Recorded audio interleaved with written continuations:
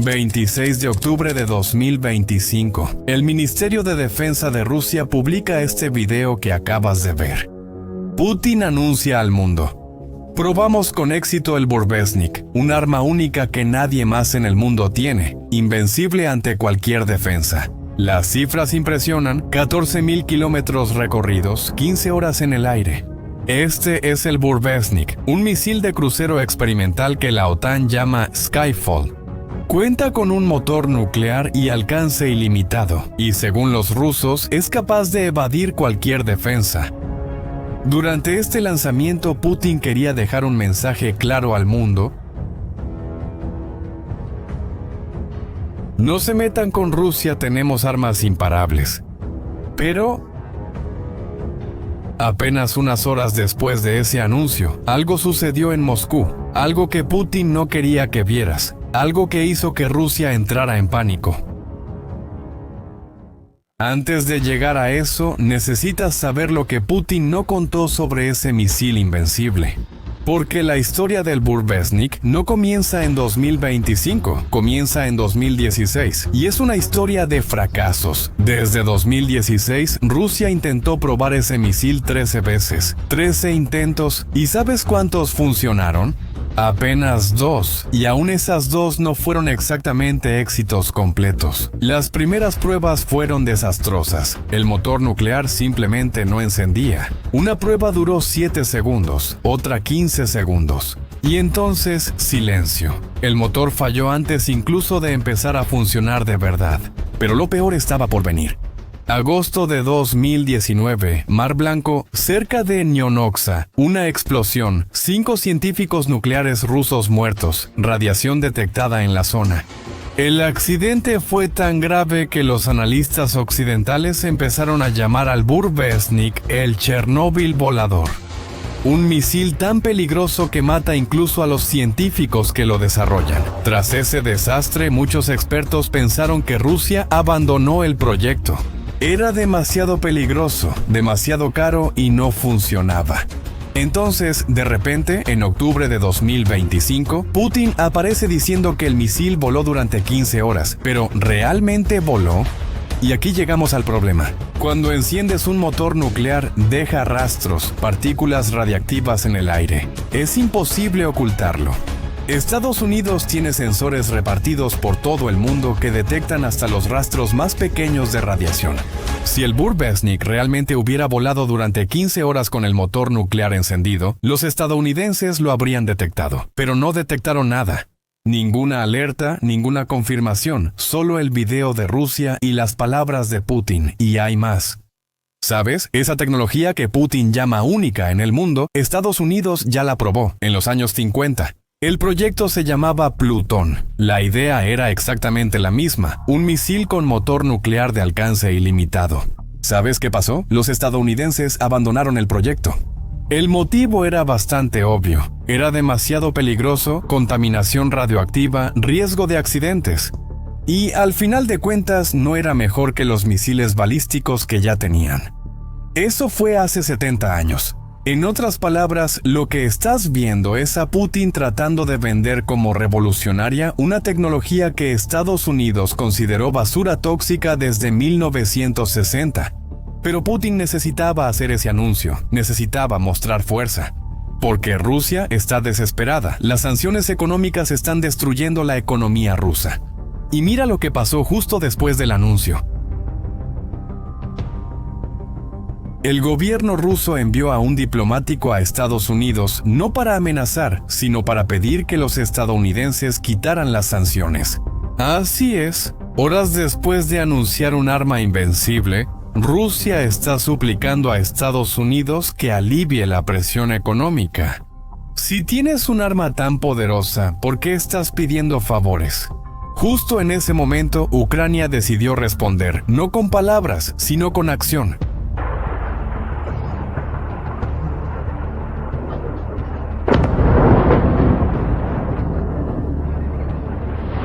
La misma noche del anuncio de Putin, drones ucranianos cruzaron cientos de kilómetros.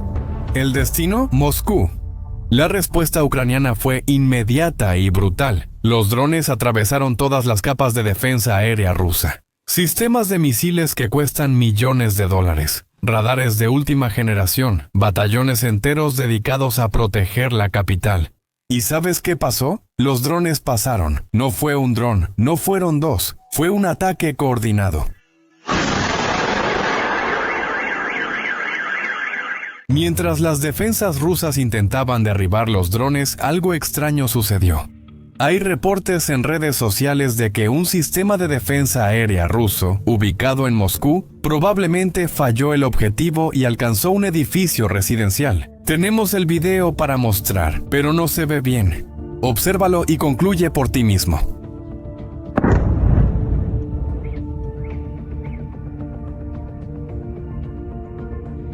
Pero los drones ucranianos no fallaron. Alcanzaron exactamente lo que querían. El depósito de combustible de Serpukov, en las afueras de Moscú, un objetivo muy estratégico. Las imágenes lo muestran todo. Fuego, explosiones, un depósito entero en llamas. ¿Y el alcalde de la región? Él dijo que Rusia derribó todos los drones, que el fuego fue causado por los restos de los drones abatidos.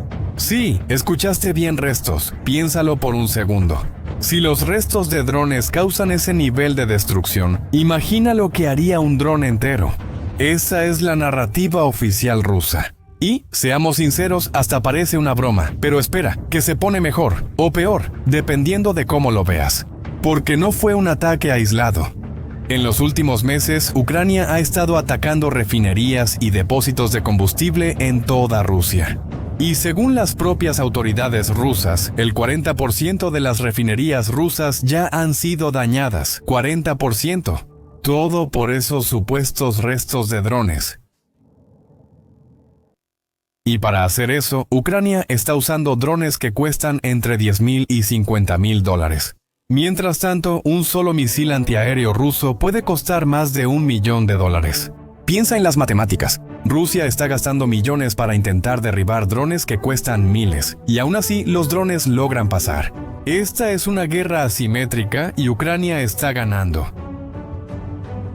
Pero la historia se vuelve aún más interesante cuando ves dónde Rusia ha colocado sus defensas, porque Putin hizo una elección.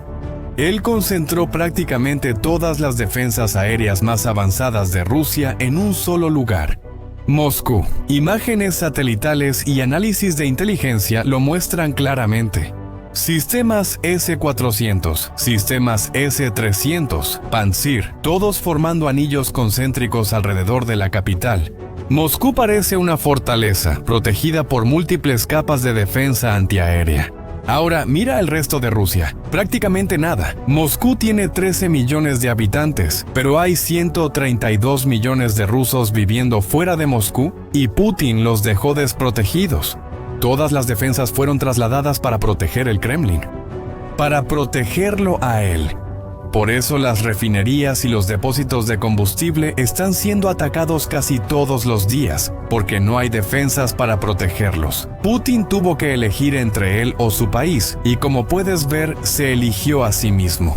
Y hay más. Incluso con todas esas defensas en Moscú, Putin todavía no se siente seguro. Durante el ataque de drones, las cámaras captaron algo surrealista.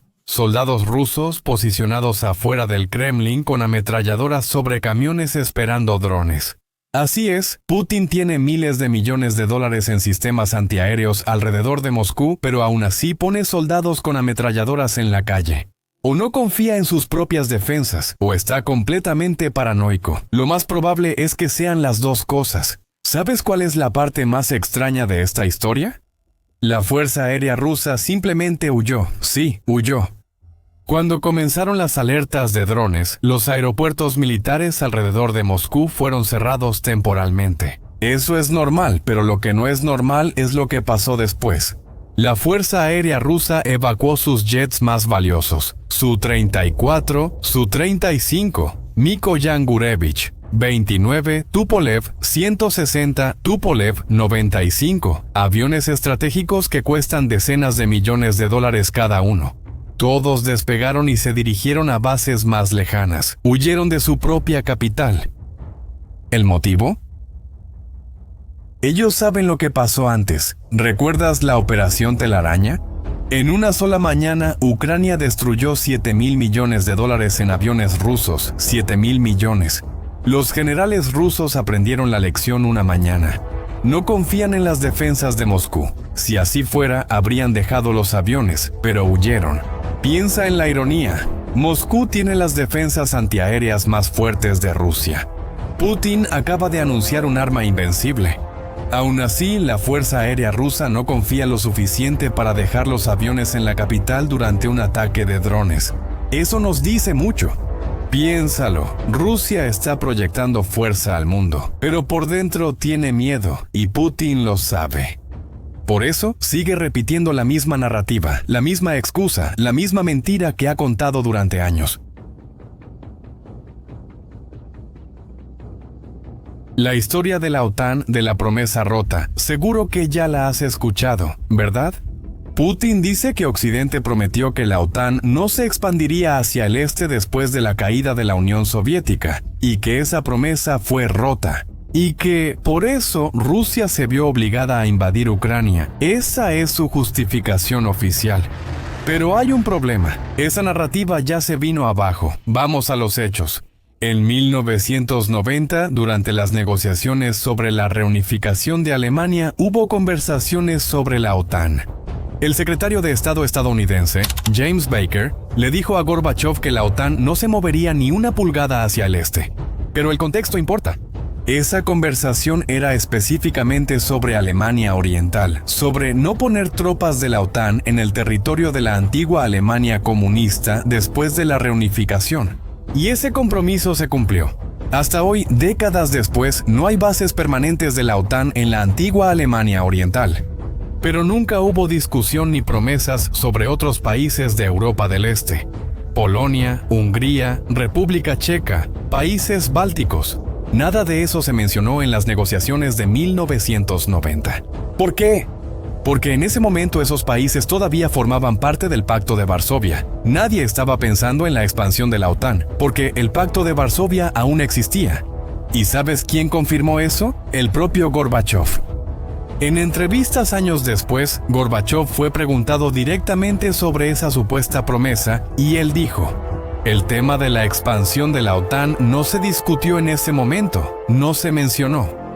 Gorbachev, el presidente de la Unión Soviética en ese entonces, el hombre que estuvo en las negociaciones. Él confirma que no hubo promesa. Putin lo sabe, pero sigue repitiendo la mentira. ¿Por qué? Porque funciona.